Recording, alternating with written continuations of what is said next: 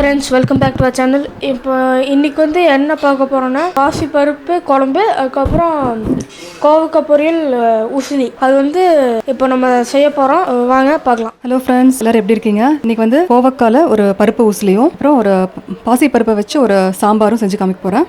வாங்க எப்படி செய்யறதுன்னு பார்க்கலாம். ஃபர்ஸ்ட் வந்து கோவக்காய் பருப்பு உசிலிக்கு தேவையான பொருட்கள் என்னன்னு பார்த்துடலாம். 1/2 கிலோ கோவக்காய் இந்த மாதிரி சின்ன சின்ன பீஸாக கட் பண்ணி வச்சிருக்கேன். கொஞ்சோண்டு சில்லி பவுடர், ஒரு 1/4 டீஸ்பூன் போதும். 1/4 டீஸ்பூன் மஞ்சத்தூள், கொஞ்சமா உப்பு. அப்புறம் இந்த உசிலி ரெடி பண்றதுக்கு இதுக்கு வந்து 1/2 கப் கடலைப்பருப்பு. இந்த கடலைப்பருப்பு கூட அரைக்கிறதுக்கு 2 வரமிளகா, 2 பூண்டு, கொஞ்சமா பெருங்காய பொடி. இதெல்லாம் ஒட்டுக்கா ஜார்ல போட்டு அரைச்சிக்க போறோம். ஃபர்ஸ்ட் வந்து இந்த கோவக்காவை தாளிச்சு விட்டுடலாம். இந்த கோவக்காய் வந்து எண்ணெயிலே வேகணும் கம்ப்ளீட்டா. இது எண்ணெயிலே கம்ப்ளீட்டா வெந்ததுக்கு அப்புறம் நம்ம அந்த பருப்பை வந்து அரைச்சிட்டு நல்லா கோர்ஸா அரைச்சிக்க போறோம். கோர்ஸா அரைச்சிட்டு இட்லி பாத்திரத்தில் வச்சு வேக வச்சு எடுத்துக்க போகிறோம். ஃபஸ்ட்டு வாங்க இது தாளிச்சு விட்டுடலாம். கடாயில் ஒரு 3 டேபிள் ஸ்பூன் எண்ணெய் ஊற்றிருக்கேன். காஞ்சோன்னு கோவக்காய் உள்ளே போட்டுக்கலாம்.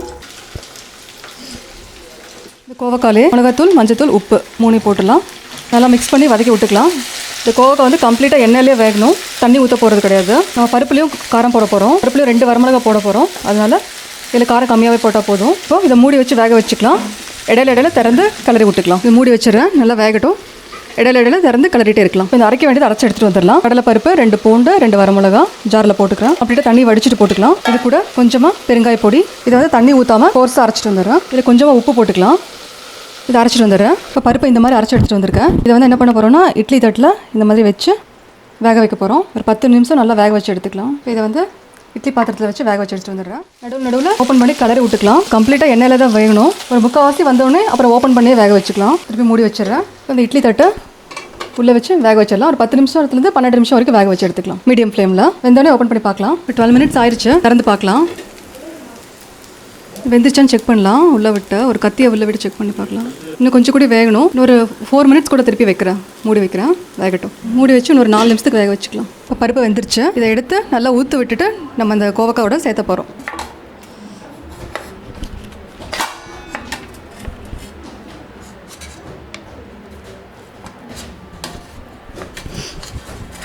கொஞ்சம் ஆறுன்னு ஊற்று எடுத்துக்கலாம். கொஞ்சம் சூடாக இருக்குது. கையிலே ஊற்று விடலாம், இல்லைனா ஒரு ஜாரில் போட்டு கூட விப்பர் வச்சு அடிச்சுக்கலாம். காய் வேக வச்சு வச்சுருந்தோம் இல்லையா, அதில் வந்து இப்போ இந்த பருப்பை ஊற்று எடுத்துகிட்டு வந்திருக்கேன். இதை வந்து நான் ஜாரில் போட்டு அடிச்சிட்டேன். கையிலையும் பண்ணிடலாம், நான் வந்து ஜாரில் விப்பரில் போட்டு அடித்து எடுத்துகிட்டு வந்துட்டேன். இது வந்து இந்த கோவக்காயில் போட்டுடலாம். ஒரு 2 நிமிஷம் மூடி வச்சுட்டு அப்புறம் திறந்து பார்க்கலாம். மூடி வச்சுக்கிறோம். 2 நிமிஷம் ஆயிடுச்சு. திறந்து பார்க்கலாம். போதும், ஆஃப் பண்ணிக்கலாம். கோவக்காய் பருப்பு உசிலி ரெடி ஆயிடுச்சு. நீங்களும் ட்ரை பண்ணி பாருங்கள். இப்போ பாசிப்பருப்பு தனி சாம்பார்னு சொல்லுவாங்க. இதில் வந்து சாம்பார் தூள்லாம் தேவையில்லை.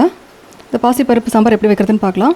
இதுக்கு வந்துட்டு ஒரு 3/4 கப்பு பருப்பு, பாசிப்பருப்பு, வறுத்த பருப்பு ஊற வச்சுருக்கேன். அப்புறம் என்ன தேவைன்னு பார்க்கலாம். ஒரு 3 தக்காளி வெட்டி வச்சுருக்கேன். ஒரு 3-4 பல்லு பூண்டு தட்டி வச்சுருக்கேன். ஒரு 3 பச்சை மிளகா, ஒரு 15 சின்ன வெங்காயம் இந்த மாதிரி கீறி வச்சுக்கோங்க மிடில்.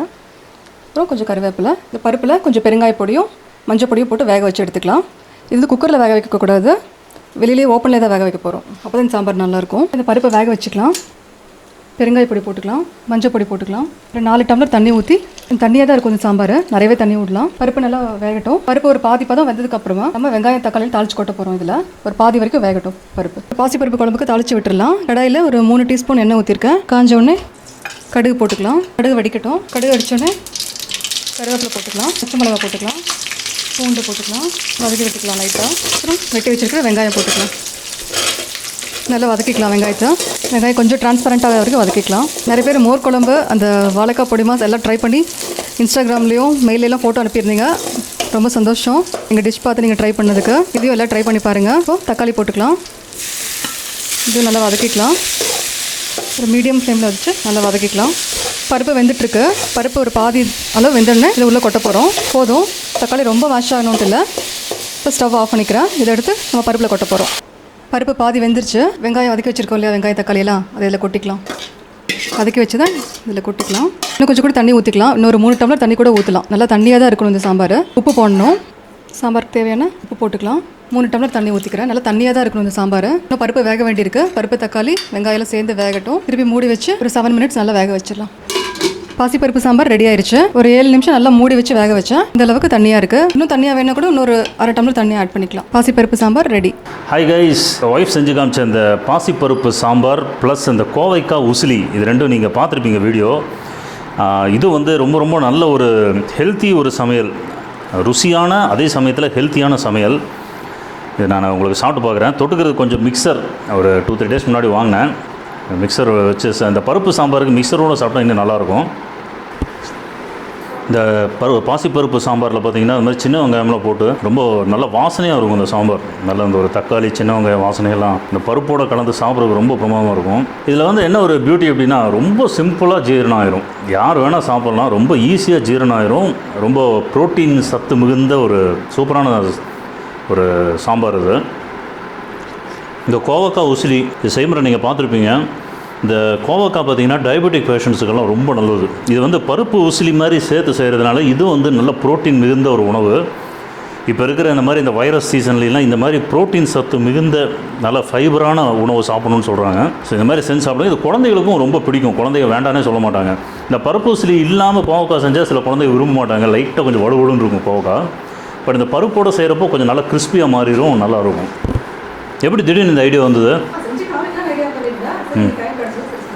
லைட்டாக இந்த மிக்சர் எடுத்து அப்படி சாப்பாட்டோடு கலந்து. ஸோ இந்த ஐட்டம்ஸ் வந்து செஞ்சு பாருங்கள், உங்களுக்கு ரொம்ப பிடிக்கும் கண்டிப்பாக. இப்போ செஞ்சு பார்த்துட்டு நீங்கள் வழக்கமாக நிறைய ஃபோட்டோஸ் எனக்கு இன்ஸ்டாகிராம்லேயும் இமெயிலுக்கும் அனுப்புகிறீங்க. அதே மாதிரி அனுப்புங்க. நம்ம யூடியூப்பில் நம்ம சேனல் கம்யூனிட்டிலையும் அந்த ஃபோட்டோஸ்லாம் பப்ளிஷ் பண்ணலாம்.